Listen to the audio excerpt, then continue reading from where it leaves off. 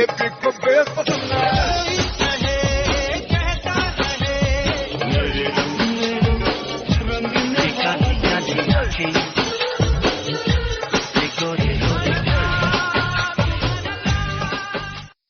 everybody, you're listening to the Khandaan Podcast by the You Podcast team, a bi-weekly podcast revisiting the movies of Amir Khan, Salman Khan and Shahrukh Khan. Every show we pick a random year from 3 decades of collectively 300 films the Khans have done and let our listeners vote which movie we should talk about. So it's entirely up to you. Pick a team, make a vote, take us down nostalgia lane, punish us, or make us reassess a movie we dismissed. We love the Khans, most of us, sometimes. And we would love for you all to be part of our Khandaan, because when it comes to the Khans in Bollywood, nothing else really matters. Sujoy, did you see Sonu ki Titu ki whatever wedding? Yeah, I watched Sonu ki Titu ki Sweety. Yes, you want to talk 5 minutes about that too? No. That movie just grated against me. I watched it in a hall full of techie Indians who are living here. Sonus and Titus. Yeah, pretty much. And everybody was laughing at the jokes, and I didn't find that really funny because it wasn't in the right vein. It was, I am probably not the audience for that movie. No, but I just wanted I had never heard of this movie. I've never seen any of the previous one, and apparently it's a super hit. It's made 80 crores already. Yeah, I think he knows how to tap into that audience of, the people who consider themselves male chauvinists or whatever they are. And he's doing that by speaking their language. I think, kudos to him for finding that audience, I suppose, but not me. Yeah. So the guy that's in that movie, he only makes movies with that one director, is it? Because I've never seen him in anything else. So he's apparently done movies with, Subhash Ghai, that Kanchi movie that nobody saw. God. We should review Kanchi. Tum log kar lo. Maine to nahi karna.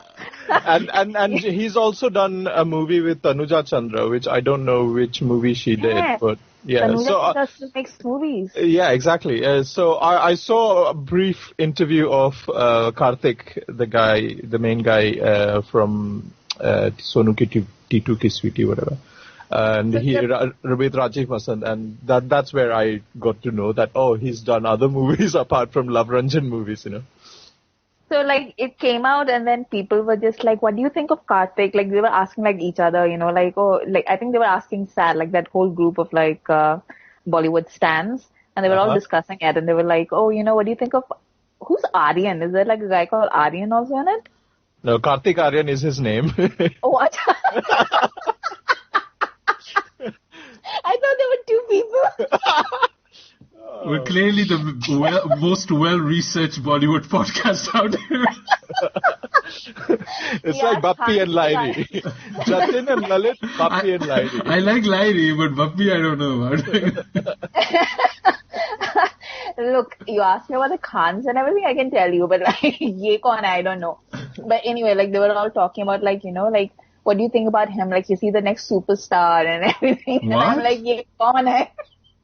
Ye bacha kiska hai? It was literally that reaction, and then I was like, kiska bacha? Ye bacha. Ye bacha. Ye bacha. But I don't know, the thing is with me also, because I just watch Hindi movies mostly, a lot of times I just assume that these are some TV actors or some South Indian actor that came over. But he had a TV actor kind of face, so I didn't even know that he had been in other... Yeah, the thing is that Love Ranjan movies are not shot in Mumbai, so there's a Noida film city, which is based in the NCR region.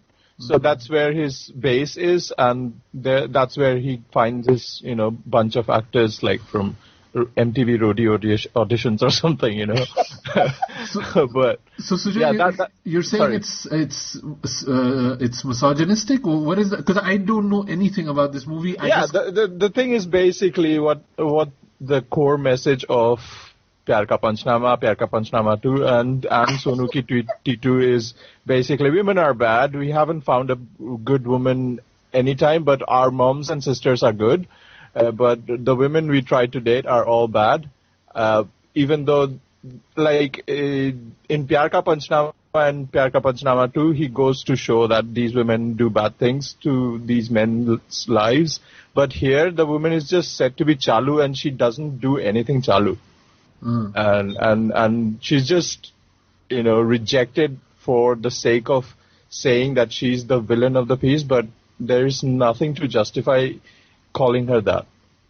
So it's just a hate piling. It's just bashing, women bashing, really. Oh wow! I had not heard of this movie. I had not heard any of these previous movie. I've not heard. I don't know what Pyar Ka Panchnama is. So this was all new. I was I was out for a few weeks, so I'm coming back to all of this news. And I was like, what is this? What are those? Yeah. But on the good side, it's got two songs which are really catchy. They have remixed like Hansrajan songs, like Dil Chori Sada Ho Gaya. I don't know if you remember.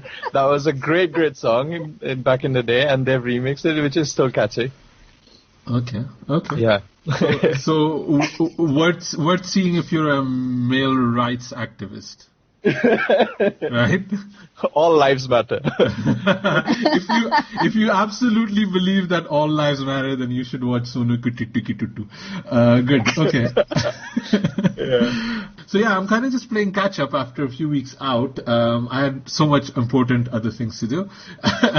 Life goes on, but I'm glad you guys held down the fort for me, and I want to thank Beth for guesting and being a top friend and helping out with the Talash review last episode. So the Talash episode was pretty much you guys talking about how awesome Rani Mukherjee is for 2 hours, right? I think that's what the show was. I haven't had a chance to listen yet. Yeah, pretty much. Pretty much, good. Okay, good. And I think this episode is going to be that as well. As it should be, as any Rani Mukherjee thing should be. But I think I don't know, we want to also, playing kind of catch up, we also lost Sridevi, right? Yeah. I think we want to talk a little bit about that and trying to be sensitive. I don't know, for everybody, she's such a massive presence in our life, right? Sridevi, I would say Sridevi and Madhuri, those two. Mm-hmm. So yeah, it's very sad that she's no longer with us, and I because I was busy, I missed. I knew she passed away, and then apparently a whole media frenzy erupted, right? I didn't follow it, so I don't know exactly what happened. Can you guys fill me in on what happened? I completely skipped it because I just didn't want to be a participant or a fly on the wall to witness these events that were. I only knew that only ugliness could come out of it, so I just tried to skip the whole chapter of whatever happened post the announcement of her passing away, because I knew what Indian media was going to be like after this, and so I just decided to skip it.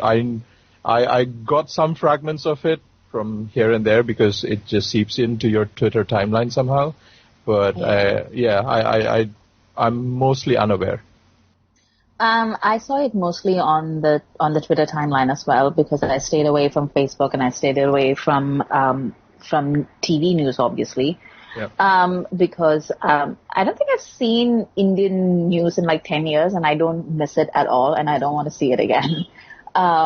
And it was ugly, and it was vicious, and it was complete speculation. They were just sort of, just making up stories to fill the airwaves. And it was disgusting. And it was a lot of judgmental, stuff. It was just like, did she die because she was doing cosmetic surgery, or did she die because she was on drugs or on diet pills? And then it was like, it is because she was secretly drinking, because she was secretly unhappy. It was just this whole mess of like, they were like just going back to gossip from the 80s and stuff, and she was very sad as a child, and therefore now she's an alcoholic, and that's why she drowned and she died. And I was like, you don't know any of these things. Why don't you just shut up? Like, yeah. She's a very private person. She lived her life out of the limelight, and even when she was in the limelight, she was very clear that she just wanted to talk about her work, and she didn't want to talk about her private life. And I gossip and I enjoy gossip, but I don't like vicious stuff like this, which is, there's a whole family that's just lost their mother, their wife, and she had a complicated personal life. So I can just imagine the kind of grief that people were undergoing at that point in time. And it was so sudden, and it was so sudden for us as her fans. I can only imagine what it was like for her family. And for them to have to then see these ugly scenes on TV 24/7. I mean, all those people should be ashamed of themselves. I saw a tweet retweeted by Barkhadat about how low the news standards have gone, and people who consider themselves as journalists. There was a screenshot of a guy reenacting the scene in the bathroom, in a green screen bathroom, and written in bold on the bathtub is "Maut ka bathtub." Oh my God. I do remember that because it was just wow, Maut ka bathtub. Like somebody actually went to school, they got a graduate degree, they got a job, they worked their way up onto air, and then their crowning achievement is Maut ka bathtub, doob maro. Yeah. And then there's senior journalists of that channel who signed it off. Yeah. And hired a graphic artist to draw that and put it on the show. Oh my God. Amazing. The only a couple of things that I did see was Ram Gopal Verma added another extra scoop on top with an open letter. I don't think anybody in India should write open letters anymore. just ban the practice in its entirety. Yeah, write that open letter and then just put it in the file. And close it. Write an open letter and then close the file. I saw a lot of people who really liked RGV's letter, except it wasn't a letter. It was basically something that he had written in that little, it wasn't even an autobiography. He just wrote a bunch of essays a few years ago and then he published it. And this was basically his memory of Sridevi. And he's been very open for years that Sridevi was basically his spank bank when he was a young person. And it's incredibly creepy and it's disgusting. And he, of all people, just shouldn't talk about her or any other woman ever. Yeah. But he basically took that and he repurposed it on the occasion of her death and added a couple of lines on it. And I saw a lot of people reading and being oh, it's so sad. He was her number one fan. And I'm no, he was a creep. He was, the way that he used to talk about her and her marriage and, about how he felt so violent about Boni turning her into a housewife. He wasn't mad that, she might be having, she might want something or she might have ideas of her own. He was just mad that she wasn't the goddess that he wanted her to be. She wasn't playing to the images that he wanted her to have. So I honestly didn't find it heartwarming in the least, the things that he had to say. And then on top of that, it took him roughly 24 hours before he was right in the thick of all the conspiracy nonsense, talking about how Boni's parents were assaulting her and stuff, which it wasn't. It was his mother-in-law, which is anyway, we won't go into all that gossip stuff, but basically and then there was this news about how he's going to do a biopic or something on Sridevi, and I was that is the last person on the planet who I want to make a biopic of Sridevi. So yeah, no, I am not a fan. Yeah, I also saw that one video that I did see was quite touching actually, was Sridevi's message to her Pakistani co-stars when Mom released. Because I was in Pakistan at that time, and there was this TV drama on with I think her name is Sajal Ali or Sajal Ali, the actress, and she was also playing in Mom, and that was quite touching to just kind of see how bad she felt about the whole situation and how powerless. So it was it's saddening, right? And yeah, I think we just still had so much movies that we could have seen her in, right? As a fans, obviously, that's the only aspect I can really talk about. I think the real sadness and trauma is for the family members and the poor girls that are still so young and have lost their moms. So yeah. Yeah, sad times. I think she was very important for all of us, pretty much. So yeah, I would say rest in peace, Sridevi. Yeah, how do I segue from this, right? I have a segue. Go ahead. So the thing that really struck me while I was watching, talking of Paheli, the thing that really struck me when I was watching Paheli is how good Sridevi was at playing double roles, and the amount of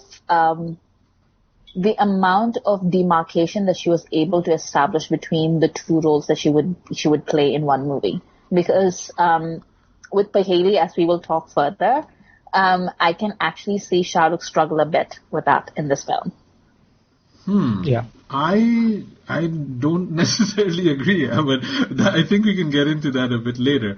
I have something to add to that comparison as well. Yeah, so we'll talk about it. Let's get into it. So yes, our listener Nim chose 2005 for us, which was an excellent year, an excellent. We could almost not go wrong with the picks we had. So after voting, Paheli actually won by a landslide, I must say. What were our other choices, by the way? The other choices were, let me just pull it up. The other choices were, No Entry, Lucky No Time for Love. Okay. That's a good movie, man. Really, I was almost hoping. It is a good movie. Okay. What else did we have?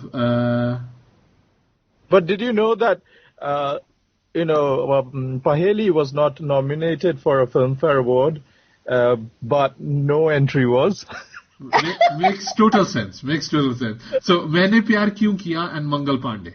Right. So honestly, I have to say, I am not surprised that Paheli won in a landslide. It's the best of the lot, and it's probably the best of the. I think, like, even with Talash, we've just seen Talash, but I think Paheli is by far the better movie that we have talked about. We will be talking about on this podcast. Ooh. So Paheli won with a landslide, and the second and third were Mangal Pandey and Lucky No Time for Love. So. There are people that want to hear me talk about Lucky No Time for Love. I love the soundtrack of that movie, but that movie sucks.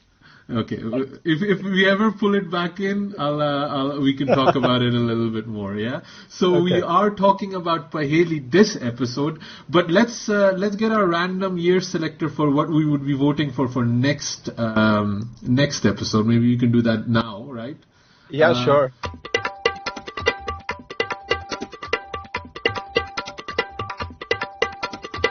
So I just ran the number and we came up with 1993.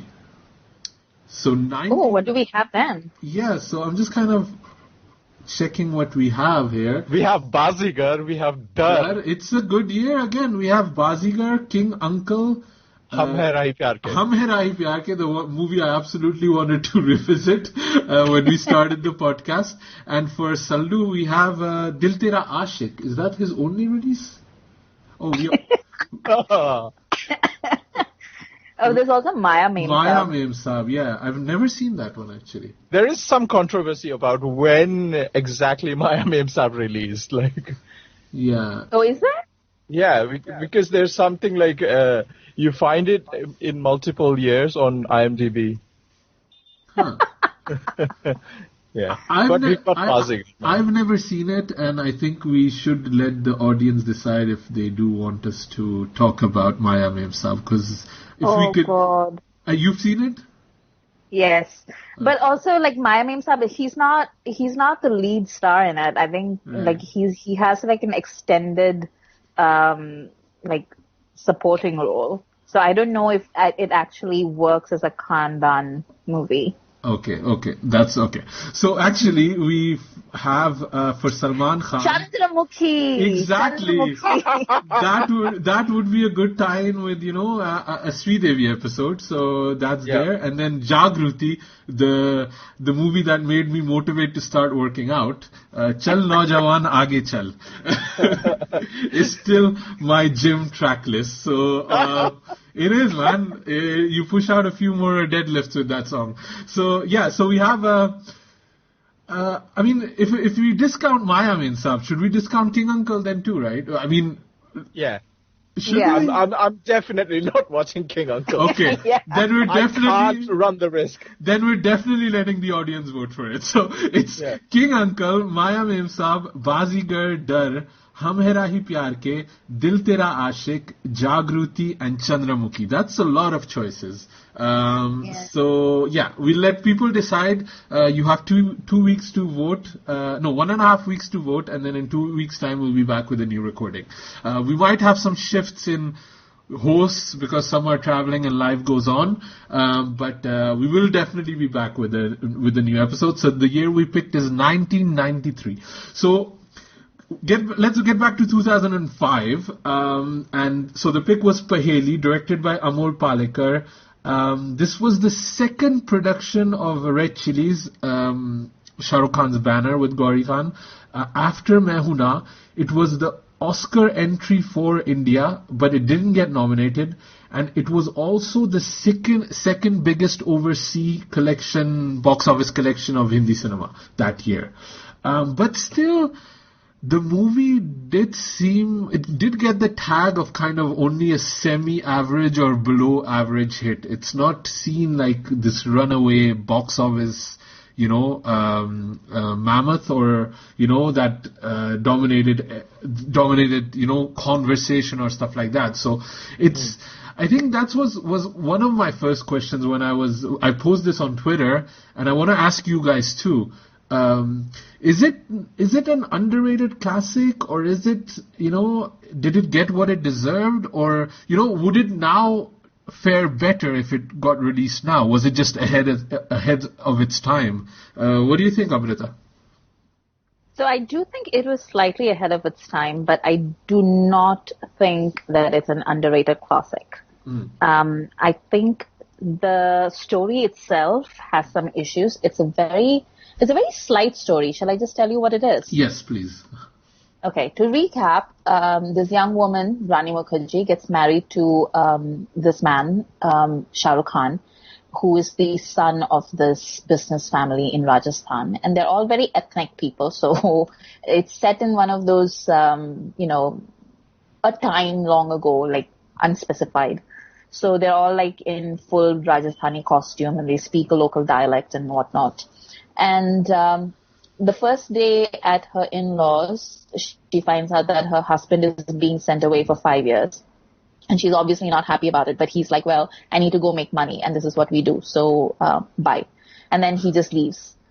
And then, all of a sudden, he appears, like, pretty much the next day, and she's like, wait, what happened? And she's so happy, and then he tells her, actually, I'm not your husband, I'm a spirit, a ghost, and I fell in love with you when I saw you on your way to your in-laws, and I came here looking like your husband, but now that I'm here and I see you and I'm in love with you, I can't lie to you. So it's up to you whether I stay here or I go away. And then she is overwhelmed because he's the first person who's ever given her a choice and any kind of power over her life.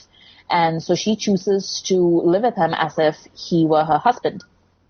And then fast forward 5 years, her husband comes back and then finds her living with this guy that looks exactly like him. And nobody's willing to believe him when he says that he's her husband. And she also has a baby now. Oh, yeah, and she also has a baby. With the ghost, right. So this whole thing, like, it's based on a short story, I believe. And you can tell because there are, like, parts of this film that you can see that they've just made up to stretch the movie out. That whole camel sequence and that Sunil Shetty, sub-story, like, you could completely remove that from the movie and the movie would still work. And I think the story itself was like, either they needed to go a little deeper into the characters or else they should have just made it like a much shorter film. I'm not surprised that it didn't do that well at the box office, and I'm not surprised that it didn't do anything at the Oscars. What about you, Sujoy? I think, like, in terms of film discussion, this will be talked about more in terms of how Paheli is the exact kind of template movie that India should be sending to the West, because this is how the West views Indian cinema: exotica, exquisite, colors, desert, folk music, and beautiful people all around, and songs and dance and fantasy romance. And that's probably why it qualifies as one of those. I think even though it marries those elements with how a Bollywood movie works, it still is a film festival kind of a movie in the way it treats elements of romance, of how it treats the characterizations. And no wonder it did the rounds at film festivals, and probably it's not as a massy movie, as you would call it. So probably even today, if it was released, it wouldn't do the kind of business that we expect a Shahrukh Khan movie. Well, we don't have that era of Shahrukh Khan movies doing the kind of business that Shahrukh Khan movies used to do. But even then, if it was still released today, it will still find its audience, because it's a good movie and it's a really well-made movie. But yes, like Amrita said, it does have that fat, in the story, in the length of its movie. It can be trimmed down to a much better product. Yeah, I think this is first of all, this is peak Shahrukh, right? This is King Khan era. It's 13 years ago, but it's still, this is the moment where he was really ruling the roost.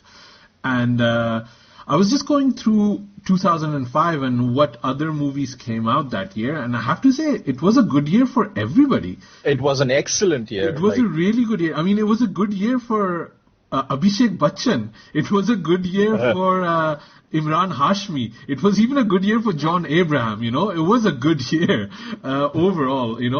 And Parinita came out that year. Yeah, a lot of good movies did come out, and I think Paheli, it straddles the line between trying to be commercial and also trying to be kind of artsy indie, and I think it's kind of that gray zone where Shahrukh wants to be, but he can never commit to going full indie, because he's Shahrukh, maybe it's just not his sensibility, and I think that's why he never really these kind of movies end up being, dhobi ka kutta, like they're not here, they're not there.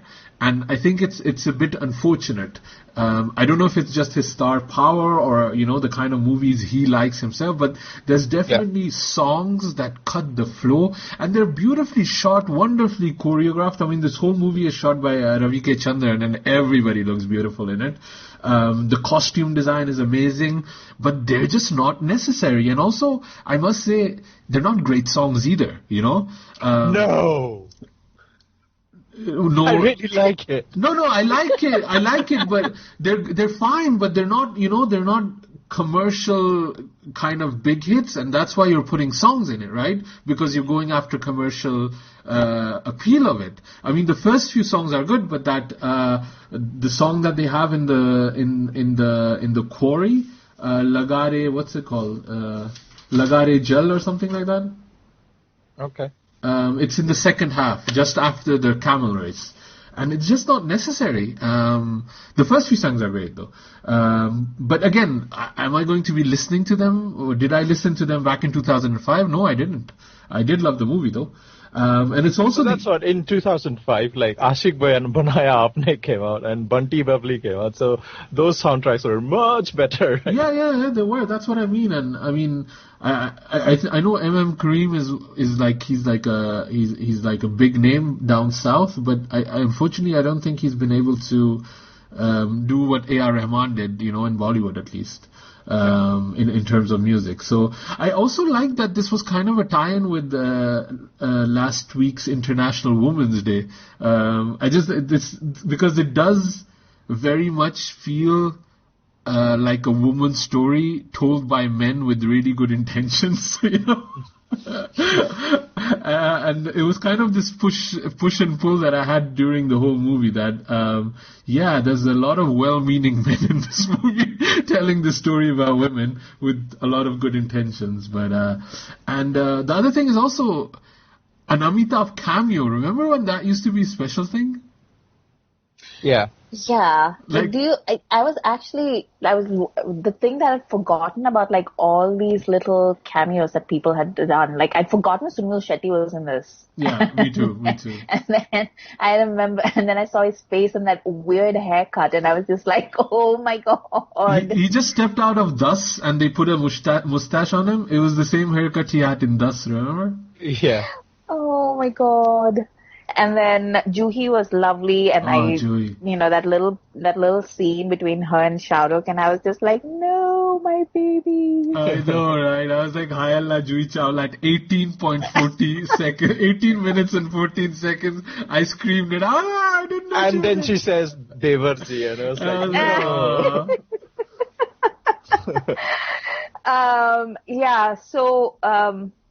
So let's talk about, like, what you said was actually, it's actually the overwhelming sense that, that I see. I felt this way when it came out, and it was definitely reinforced when I rewatched it. What you said about this being a well-meaning movie made by men for women, because it was just, the thing is, there is no, like, the women don't really have a moment to themselves. Yeah. Everything that happens to them just happens in the, because of men, and it happens in the presence of men, and they have to have like a almost instantaneous reaction to whatever the man in front of them is doing. So when he tells her that he's a Mayavi or a ghost or whatever, and then it tells her that, you need to make this decision, she makes it immediately. She's like, oh yeah, so you're a ghost, okay, but then you're like a really respectful one. Cool, now we are a couple. And I was just like, what just happened? And then when Sunil Shetty comes back and Juhi Chawla is like, oh my God, like, and throughout that movie she's been talking about, like, she doesn't really talk about it, but, she's such a good actress and she's on the peak of her game here. And she does this really good job of just conveying what it feels like to be an abandoned woman, and how lonely she is and how separate she feels from the rest of the household while still being a part of that household. And that's all because of her husband. And then he comes back and he's like, I'm sorry. And then she's like, okay. And I'm just like, what's happened here? So it just, these are the kind of things that the movie does consistently. And I'm just like, it's just maddening, because I can see how this movie could have been better if only they'd been willing to stick to their guns and sort of, just embrace, like you said, just embrace the fact that, it wants to be an indie movie and it wants to have, like a beat of its own rather than a commercial beat, like, beat, good, beat, sad, beat, good. So I think in this terms, like they've, like if you compare it to Dear Zindagi, which is also Red Chillies production with Shahrukh Khan, I think they strike the balance much better there than they do in Paheli. And I think also just the fact that you have a female director, that would fill in this padding of these characters and wouldn't rely on the actors to give us more than the screenplay does. All the sadness that Juhi Chawla's character carries, it's all conveyed in Juhi Chawla's beautiful eyes, and that's it. There's nowhere in the script that there's any moment. I mean, this is a movie about women that does not pass the Bechdel test. So this is where we're at with this one. So I can see the intentions of it, but I feel it feels very didactic in a way, like, ye lo aurton, tum logon ke liye filmein le lo, that kind of thing. Bana di na, abhi dekhogi nahi, bana di na, dekhi nahi, that kind of thing. No, but it also, like, what it does is, like, in retrospect, you can see how Shahrukh has grown as a producer and as an actor.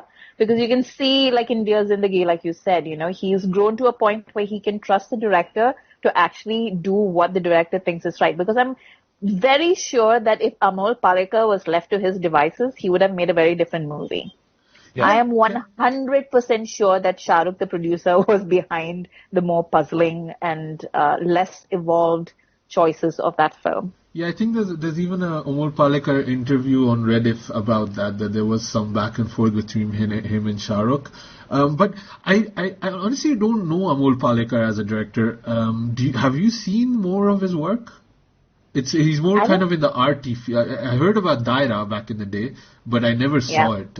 So Daira is very different. It's definitely an art film, and it has so that's also another thing, right? Like if you see a man who's worked in the parallel movement of Hindi cinema for decades, and then he makes movies that are like very much within like an art film sensibility. And then you sign on to make a film with him that he's saying is very feminist or whatever. Then you can't just show up on set and then be like, oh, like, that's not what I want. I also want this other thing that I'm really good at. That's not how things work. And I think Shahrukh actually, through the making of this film, he probably realized it, which is why you can see, his ability to, and also he was older and I think more experienced, which is why in Dear Zindagi, for example, he was able to sort of step back and be like, okay, I don't need to be in every frame. I don't need to make this something that it's not. Yeah. Which, ironically enough, like a lot of people that didn't like Dear Zindagi is because it wasn't that kind of a Shahrukh movie, because they were expecting something like Paheli, where you talk one thing but you do this other thing. Yeah. So, I remember watching Dear Zindagi in London with like a bunch of people, and they were all just waiting for Shahrukh to become like the Shahrukh Khan in the second half, and it just never happened, and they were so mad about it. So yeah. I mean, if the audience has that push and pull, right? It must be so tough for somebody like Shahrukh to, we want him to do this, some other people want him to do that, and how can the poor guy figure it out? It's tough, and I think there is some merit in that idea of getting an indie director and giving a bigger platform, better production values, having a star, and showcasing his work to a much bigger audience than he would be able to reach on his own. But I don't necessarily feel Paheli was a successful result of that collaboration. And I don't think Amol Palekar has even come back and made those kind of movies again. So I don't maybe it wasn't an experience that he himself wanted to repeat afterwards. Okay, can we just talk about Shahrukh in this film? Yeah, well, it is the Khandaan Podcast, so what we can do, yeah.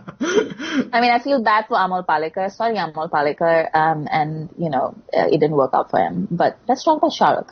Let's talk about Shahrukh. Sujoy, do you want to go first?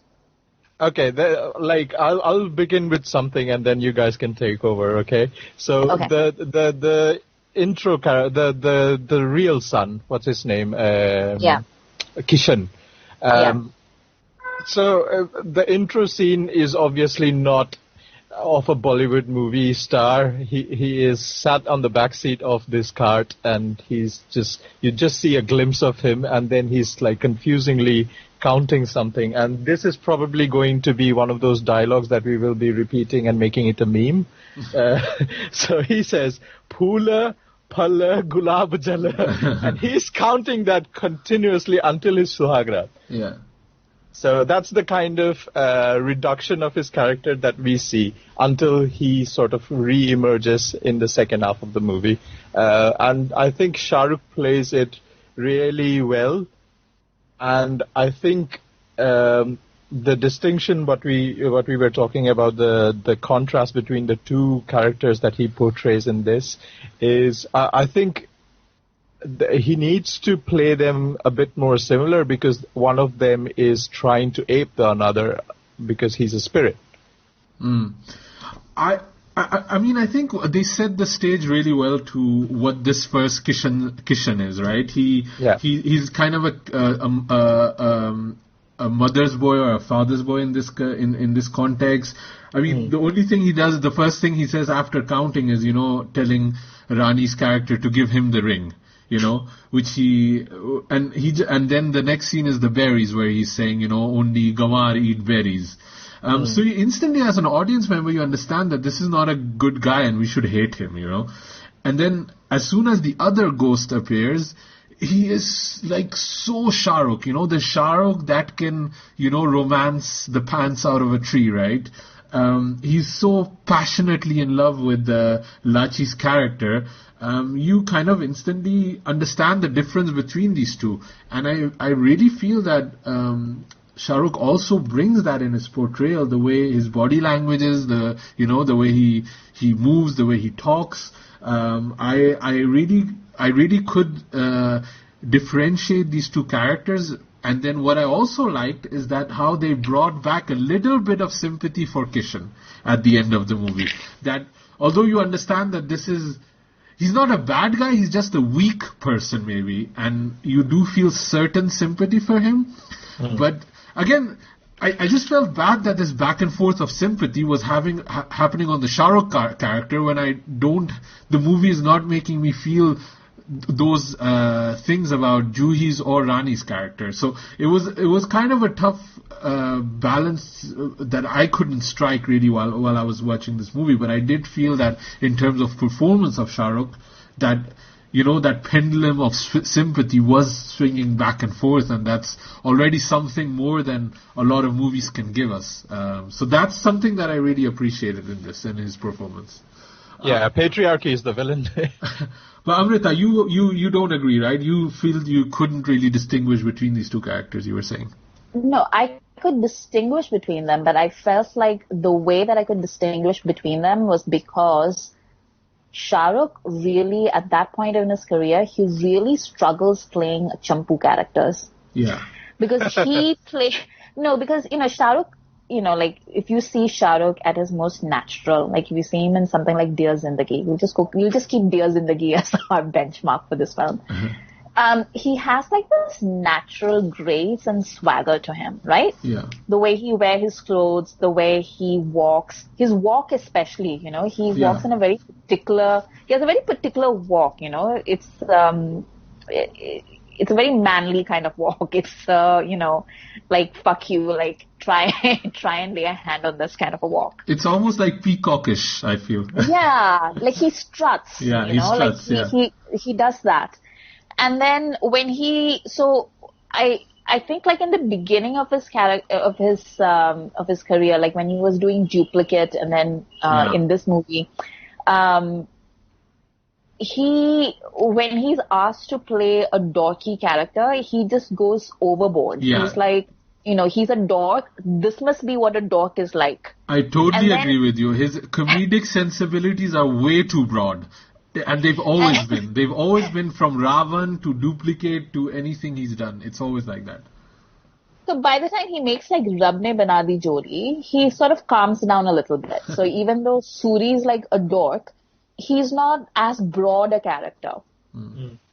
He's able to sort of rein it in a little bit. But in Paheli, because it's a very specific kind of film and because it's like everything else is very muted and very classy and everything, and then suddenly he plays Kishan in the beginning and he's just making faces and he's like, he's very physical in the way that he does Kishan, and it just sort of, it's very jarring to me. Yeah, it feels like he stumbles a lot. He falls over his feet a lot, right? And he does that a lot when he's playing these champu characters.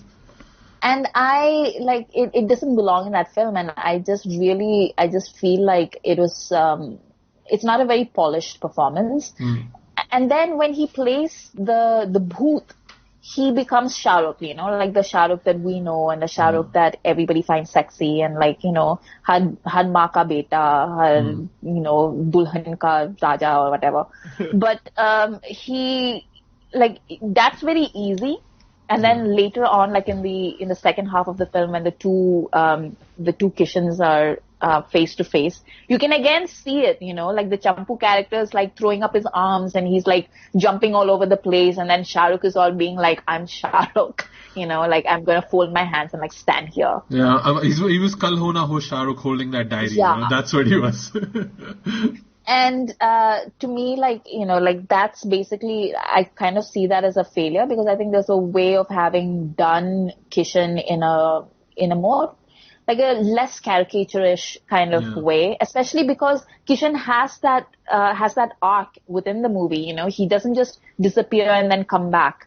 You know, if he had just come in the beginning and then disappeared completely and then come back at the end, and he had been a buffoon both times, that would have been different. But in the middle, as you said, he has that little arc where you see that he's actually a person. He's a human being with feelings, and he's a victim of the kind of patriarchy that, you know, the women in the film are ostensibly, you know, oppressed by. So he's as much of a victim because he's being sent away by his dad. He wants to be home. He wants his mom's cooking. He misses his wife.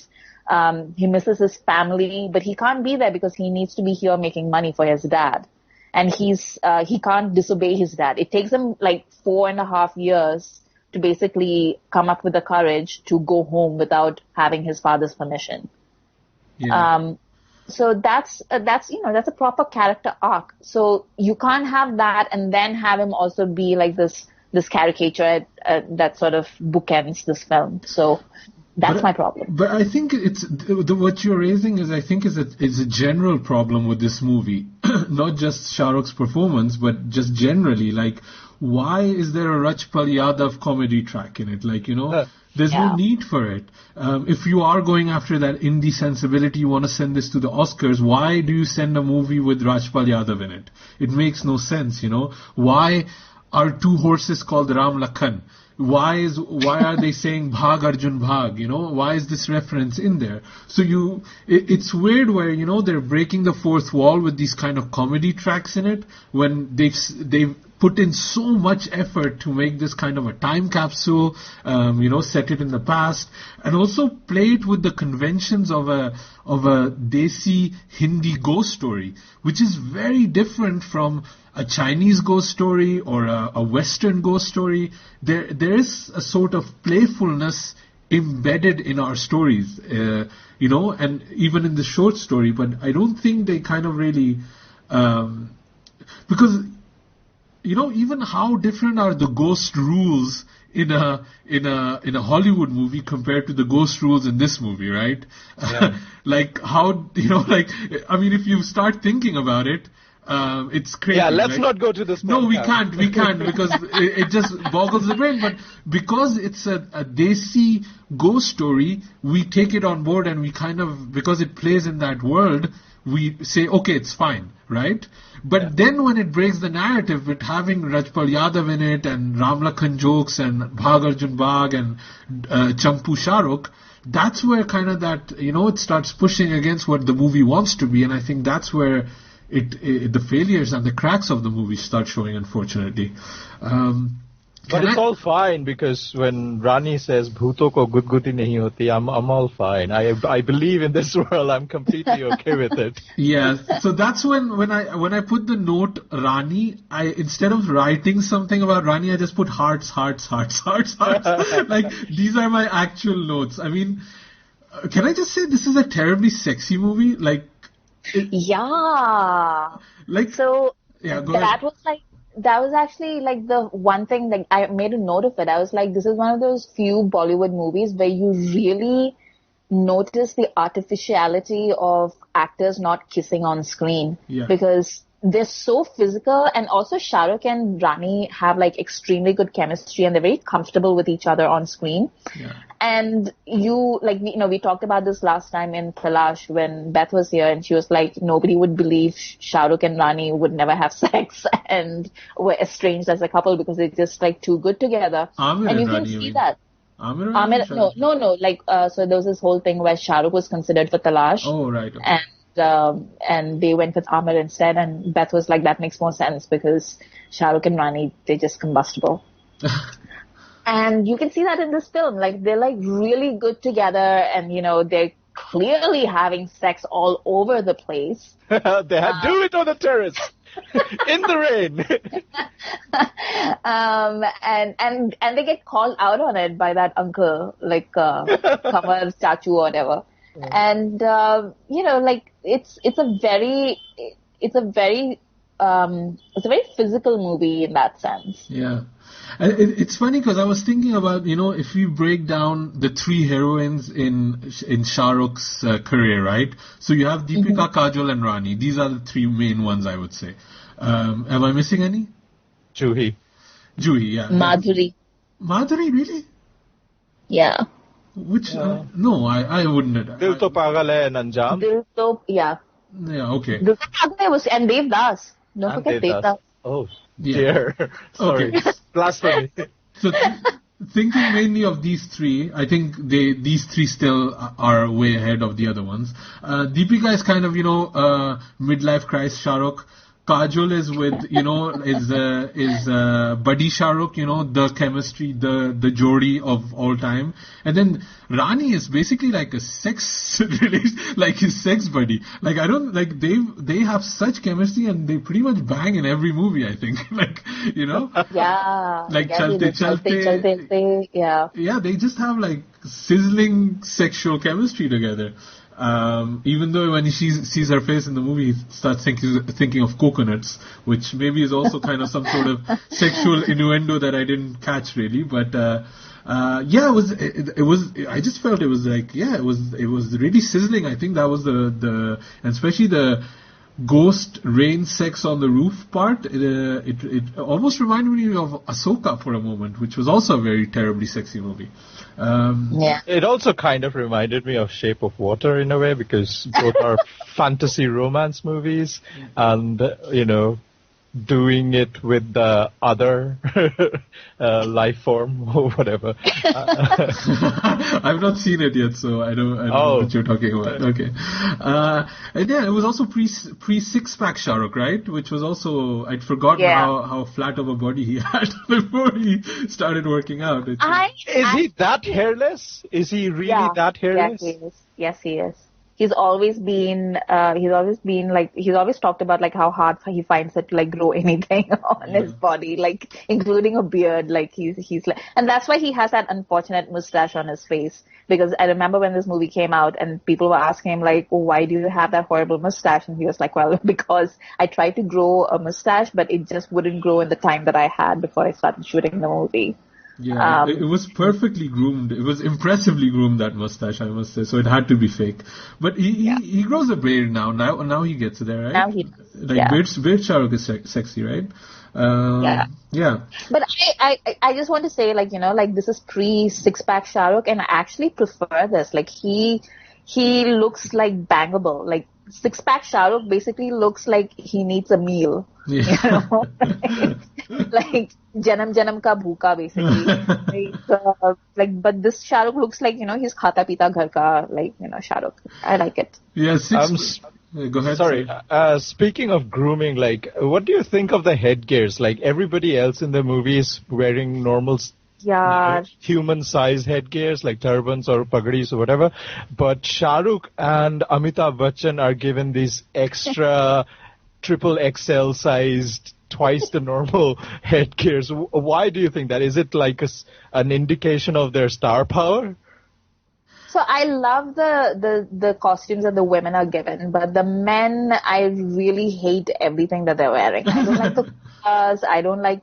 They needed Sanjay Leela Bansali to come in and be their costume advisor for the men, because it's just unfortunate. Like Shah Rukh can basically wear anything and make it look good. Not in this movie. Okay, I thought they looked good, but then again, what do I know? Yeah, but those head things were really, really intricate. Like, I was like, what is going on? Like, where is this? Like, I mean, I've never ever worn a pagdi in my life. Even the one I wore for my wedding was like a pre-tied one, so I'm really terrible with these things. But, I was just wondering, is this like one thin thread that just goes around until it becomes the size of a helmet? Like, it was impressive. And yeah, lots of what I also liked about this movie is how the special effects held up to a large extent for me. Like some of them better than others. Like when the first time you see the ghost as a bird, that bird is a bit off. Yeah, the bird is a bit off. But Yeah. When you see the one scene with Rani and the rose petals, that was is the one. Still really good. It's beautiful. It's beautiful. Yeah. That one really got me. And even the moments that the ghost appears and disappears, he becomes kind of a smoke thing. I thought it was it was whimsical, and that added to the the Desi ghost element story, making it a bit magical. And I think it still held up the special effects, which Red Chillies did a far better job than ILM did in Phantom Menace. Yeah, exactly. Yeah. No, that's exactly the kind of comparison I wanted to make. That because it's subtler, there's smaller things. It's actually still looks good. Which I mean, the whole movie looks good, but it's really cool that the special effects also hold up. If the rest of the movie would look really good and then the special effects would look really cheap, that would really bring you out of the movie. And I think that's probably one of the reason why they thought, let's send this to the Oscars. Like they can at least do some promotion for Red Chilli special effects. Can we talk a bit about the cameos? Because there's a lot of them in here.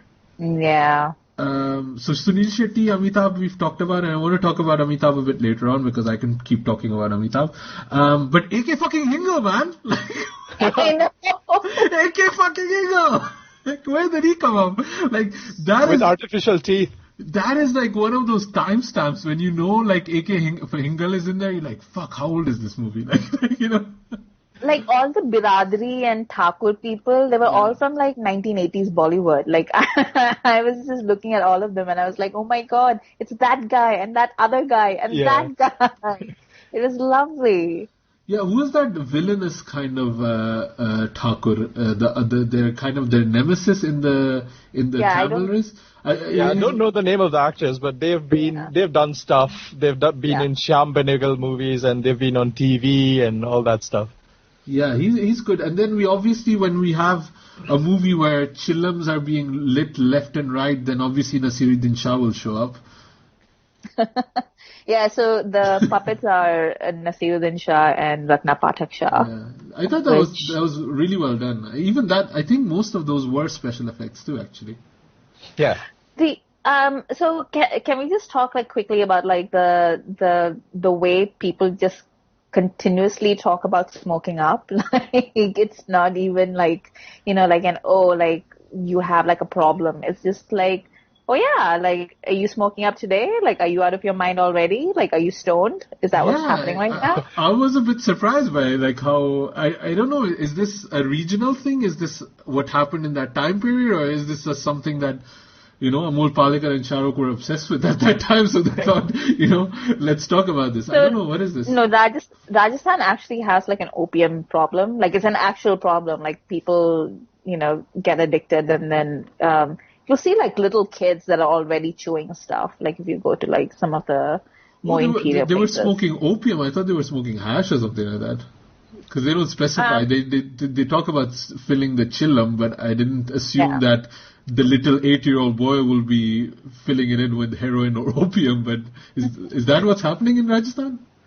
I always heard that it was opium. Oh, okay. But I could be wrong. I don't know.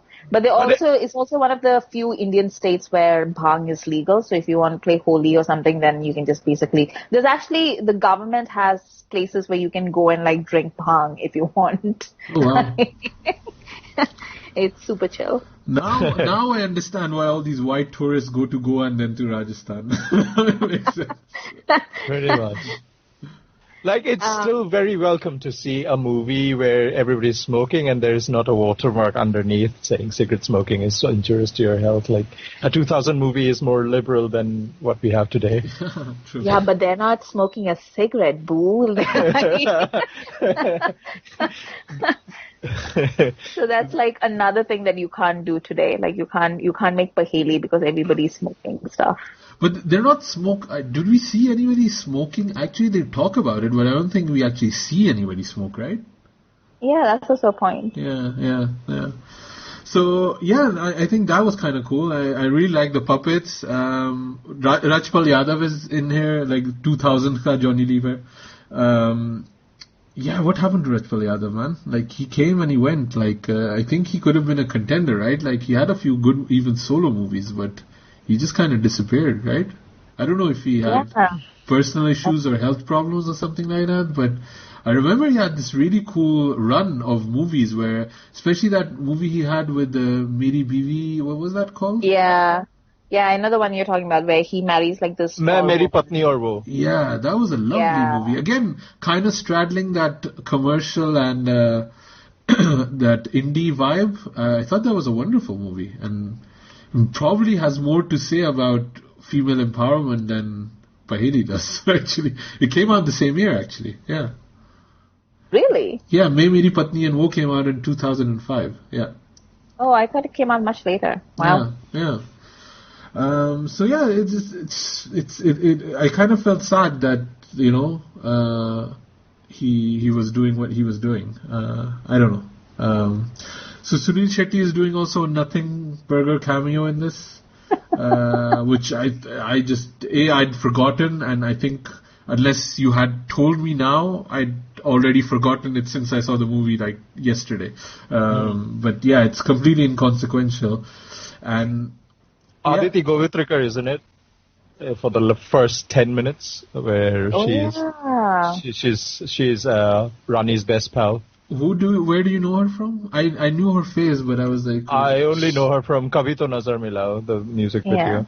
She was a top Indian model, and then she was like in music videos, and she did like a few Hindi movies, but like sort of B grade kind of ones, and then she quit. Yeah. Okay. So, and then obviously Amitabh, we need to talk a little bit about him. Can I just say Amitabh looks awesome in this movie? Like, not awesome as cool, but awesome, you know, the old version. Like, he's just such a towering presence, and then they have that hat and the way he speaks, and I just was like, oh man, I was so happy to see him. Amitabh, man, he's so cool. But I don't know how I feel about that whole final test sequence, because I don't know. I think it really was pushing it in terms of what, again, that structure of a ghost story and what the movie wants to be, and you know, it was also the two Shahrukhs against each other and one Shahrukh not talking, and I think it became very much a mess at the end of it, especially because Rani is at all not involved in it, in the whole thing about who's my husband. Wouldn't that be the first person you would take the thing to? But which could have been a good dynamic, you know, making the woman testify about, you know, who do you accept as a husband now? The guy that came, left and never came back for 5 years, or the guy that's been sticking around and, loving you for 5 years. And I also found it weird that Anupam Kher never got his comeuppance for being a terrible dad and a terrible person in general. Yeah, a lot of things are just let go, and it's like, that sensibility of, they've done bad, but they've realized it, so just let it slide, which is just lame. I also really feel bad for Kishan, like, this poor kid, like, he's sent away from his family, he's basically abandoned for 5 years, he comes back, nobody believes him, he gets basically, shoved out the door. And then finally he proves to everybody that he is who he says he is, and then gets possessed by a ghost. And then his wife is like, yay, that's exactly what I wanted. And nobody else knows. And I'm like, that is just an awful thing to do to somebody. Like, his life kind of ended before his marriage day. That's it, Like, basically, Ghost Shahrukh puts him in the sunken place. That's what's happened, right? He can now, for the rest of his life, watch his ghost version be with his wife and his daughter, and he'll just be, like, looking from afar. It also may almost remind me of do you guys Black Mirror episode? No, Source Code. Do you remember Source Code? Oh, yeah. Duncan Jones? Yeah, Duncan Jones' movie where Jake Gyllenhaal, he has, like, his consciousness enters a foreign body for, like, a limited time, and he has to solve this mission, and at the end of the movie, the consciousness just takes over that body. So the body is not his, but you have Jake Gyllenhaal's personality in it, and he then falls in love with this girl, and they live happily ever after. And I was like, what happened to the guy whose body this is that you inhabited? Like, you just took it over? Like, how does that happen? But I kind of felt bad for Kishan because yes, the pendulum of sympathy had swung back, and I was feeling bad for this guy, you know. So again, it just seems it just kind of drops there, and then there's this scene between Rani and Shahrukh which I also found a bit weird because it almost feels like he's testing her. Ghost Shahrukh is testing her. I found it very odd because Ghost Shahrukh is so open about who he is from the outset. He comes in and he just tells her that, you know, I'm not your husband, which I really appreciated, to be honest. Yeah. Because I didn't want it to be like this weird Hawa kind of ghost rape, ghost sex kind of situation going on. But I just felt it was very odd because Rani is not in the whole who is the real Kishan, ye Kishan kaun hai, maar kidhar hai, that whole scene for the last 20 minutes. That's our cue. So in the last 20 minutes, and then they push in this kind of test of who do you love kind of thing. I think it's just a lame writing of how should we do this reveal. Yeah. You know, how should we do this reveal? That's just trying to implement a twist and not really being clever about how to do it. Yeah. I think this entire movie is basically about lame writing. Like, there's so many great ideas and there's great performances in it, and then it's just like the writing is so lame that 10 years later, like, it was pretty lame when I saw it the first time when it came out, and it's even more lame now that we've seen how things could actually work. So I started this podcast really loving this movie, and by now I'm a changed man. My job is done. So the screenplay was written by Sandhya Gokhale. I think that's how you pronounce it. And she wrote... Oh my God, Asim, you're such a Firang man. It's Sandhya Gokhale. Gokhale? Do you know Gokhale. Yeah, it's Sandhya Gokhale. Gokhale is a very common... The A comes before the L. Why would it be Gokhale? Gokhale. Is that the name? Is that a name? Okay. Yeah. Gokhale. There's an A in it. Why would they put the A there? Anyway. Just be happy I didn't call her Gokhale or something like that. Oh, God. This is those points where, you know, people figure out that I'm not a real this. Yeah, I'm like only 50%, you know. This is like that bus writer who's like Pakistani, and like she keeps like talking about like these places in Bombay, and then she hears how they're actually pronounced, and she's just like, wait, what? That's how you say it? And everybody's like, yeah. Yeah, Imran Siddiqui, right? Is that the one that you're talking about? Yeah. It's one of my favorite things where she's just like, wait, is that a real thing? And I'm like, yes. So she wrote Paheli, and she was second unit director for Love Story, but I don't think she's done anything else after that. So it looks like 1942, A Love Story, I mean. So it looks like Paheli also killed her career, unfortunately. Oh dear. Isn't she married to somebody? I don't know. I have this on IMDb, and her page is quite bare bones, so I don't know. I clearly also didn't know how to pronounce her name, so this is the first time I'm doing this, so yeah. But I always thought that this was a movie that Amol Palekar adapted. I thought he was the one that wrote it. No? I mean, I'm looking at the... I'm looking. It's a remake of a 1973 Hindi movie, Duvidha by Mani Kaul. That's what it says. Oh, wow. Yeah. It's a remake, yeah. Well, he said... Amol Palekar's wife is Sandhya Gokhale. Oh, okay. Okay, so I don't know what that then means. Yeah, I think Shahrukh really did a number on both the Palekars here. Yeah. Okay. So What else? Oh, did you guys have any thoughts on Amitabh's cameo? By the way, I kind of I switched gears when I started talking about him, and then So I'm not as big an Amitabh fan as you, Asim, but I think like he's very extra in this. Like he is extra, but he is scenery chewing. Like this is my scene. You guys can fuck off. You know, like Rajpal Yadav can be extra, but not to this level. And I thought that was his, like, I thought it was a bit jarring, to be honest.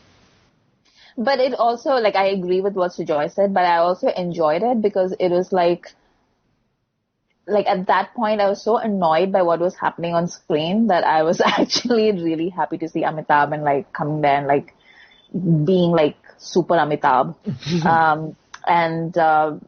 Yeah, I mean, it is like that whole point where, you know, they just sort of leave her on her child bed, like what do you call it? Like a birthing bed, whatever. So she's having a baby and then they just like leave her to it. And then they're like talking about how that entire conversation in the Biradri is about how a woman can't have two husbands. They're not even talking about how they can't have two sons. They're talking about how the woman can't have two husbands. And then they're like, we'll go talk to the Raja. Like some random Raja suddenly appeared out of nowhere. And they're like, we'll go talk to him then. And then they just leave her there. Like, who was it, Sujoy or Asim? Like you guys said, they don't even involve her in the process. Like that could have been like an amazing way for this movie to have, you know, sort of come out, like resolved its conflicts towards the end, where she would actually have a voice in what happens to her, which is really ironic because the entire marketing for this movie was like, oh my god, this is like the last word in feminism because she gets to choose. But then at the end, she doesn't get to choose. Like she gets to choose whether she wants to sleep with this guy or not, or whether she wants to be in love with this guy or not, or with this ghost. But she doesn't get to choose whether she wants to spend the rest of her life with this man. Like she doesn't get to actually make that decision for herself. So I'm just like, well, then what did you just achieve? What did we achieve? What did we achieve? At the end of the podcast, we're all asking ourselves. I'm sure our listeners are asking the same question at this point. Okay. I think a final few things because we're probably finished talking about it. But any favorite songs or any favorite moments that you guys had?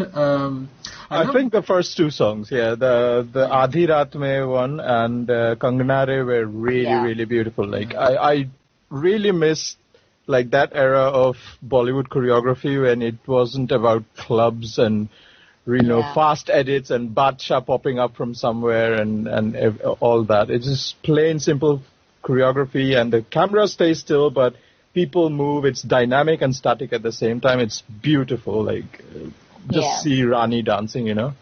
Yeah, Rani was heart. She's so lovely in this song. And I remember people used to say she's not a good dancer. Remember that? Well, fuck him. Yeah, it's just such a joy to watch.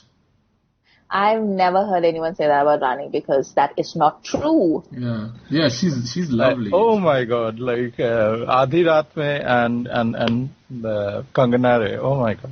Farah Khan choreographed these actually. Yeah. I wonder if she's the one that came up with that whole Ram Lakhan and like Bhagar. Yeah. It could have been. Yeah. But also in terms of like favorite scenes, like that entire scene where he tells her that he's a ghost, and then they end up making love on the rooftop in the rain, and then they wake up in the morning and they have like this little teasing nook joke. Yeah, I thought that entire sequence was amazing. It was that whole movie was worth it just for that little sequence. Yeah, that whole build-up of a scene where they are just interacting and, you know, they don't cut it. It's like 5 minutes long and they're just talking and this camera just moves around and there is it's a single take and it just shows the powerful performance of these actors, that what they can do to, you know, capture you by your eyeballs. You know, it's amazing. Yeah. And they're so charming together. Oh my god. Yeah, they're magic on screen. I also like the idea that, where she's Rani is basically saying that, this whole relationship is a ticking time bomb. They only have a certain amount of time, and what's going to happen afterwards when the husband does come back. I mean, any moment that they give Rani to do something, she excels as Juhi does. Those are just a few of my favorite parts in the movie. I also like the final song where they're the whole thing is choreographed like their puppets. I thought that was really well done. The song isn't that great because I don't even remember the title now, but the choreography and kind of how it was set up, I thought that was very lovely too. Phir Raat Kate. Raat Kate. Yeah, that's the one. Yeah, I thought that was really well done. Yeah, that's one. So let's do our 3 little meters then, right? We haven't done those for a while. I mean, nostalgia. Is this even nostalgia? I mean, it feels like yesterday. So there are no mobile phones. Yeah, there are no mobile phones. I mean, it's shot so well. Like the cinematography is like so excellent, and it looks brand new. Like everything looks like it was made yesterday. So, Yeah, so, I mean, I don't think it can really go anywhere nostalgic necessarily. It's still a very contemporary movie, and Shahrukh looks like Shahrukh and Rani looks like they look like now, so it's pretty much, could have been released now and it would look exactly the same. How is this in terms of the canon of Shahrukh Khan movies? Is this kind of essential viewing, or is it one that people don't necessarily need to watch? I think if we are talking about like arty Shahrukh, then between this and Swades, I would rather see Swades. Yeah. I probably would.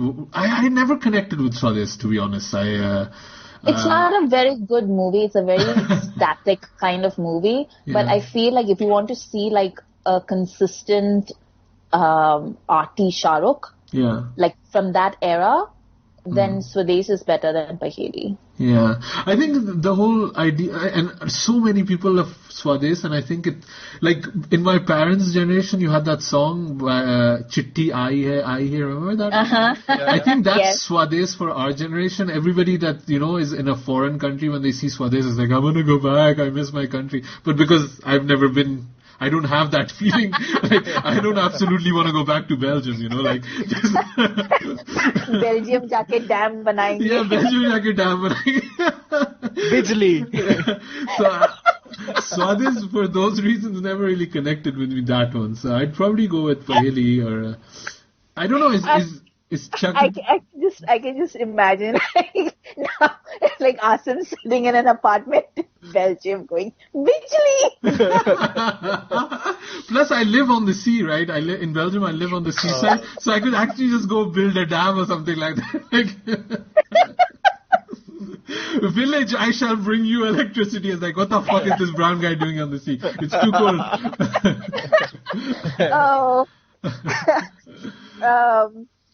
Yeah, okay. Sujoy, what do you think?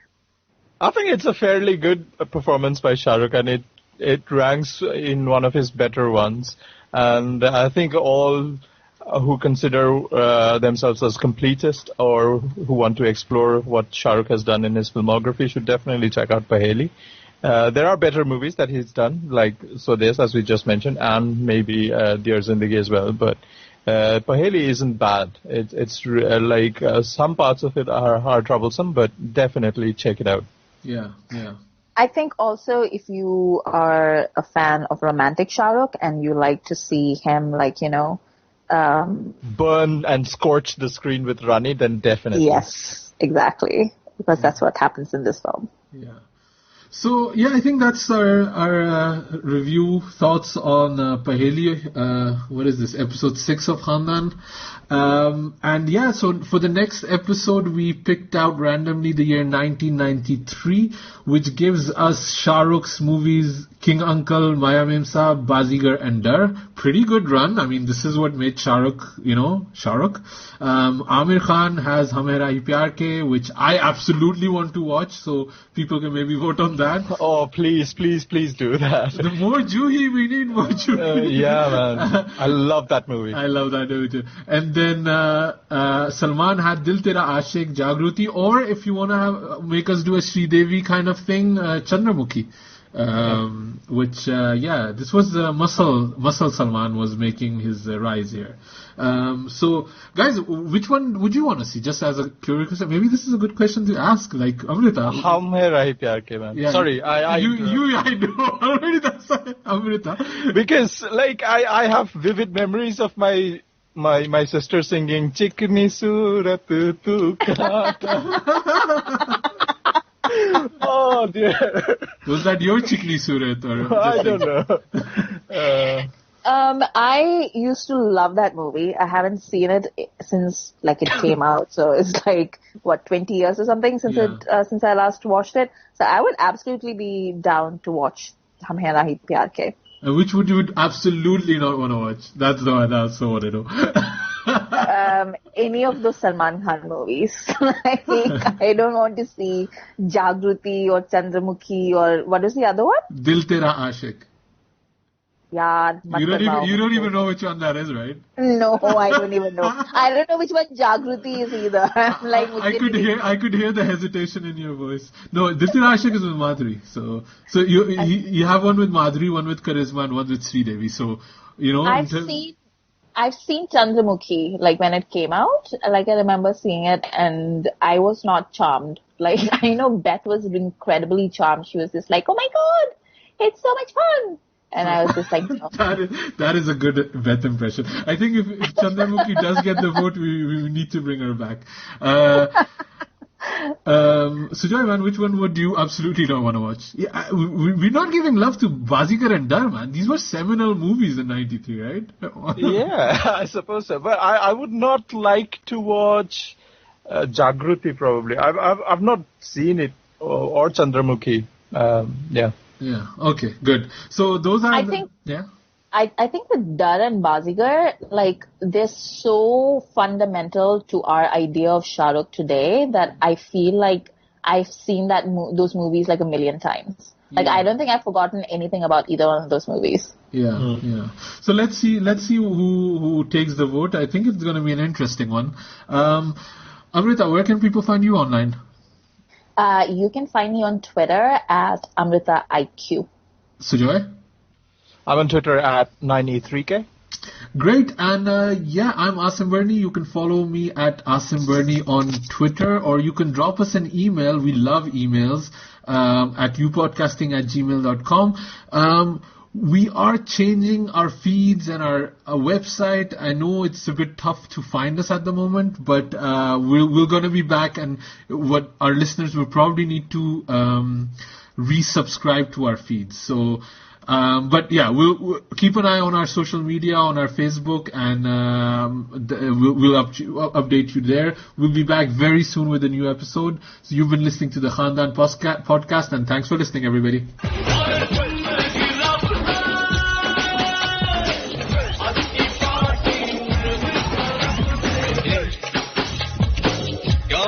Khandaan Podcast on the Epingrad.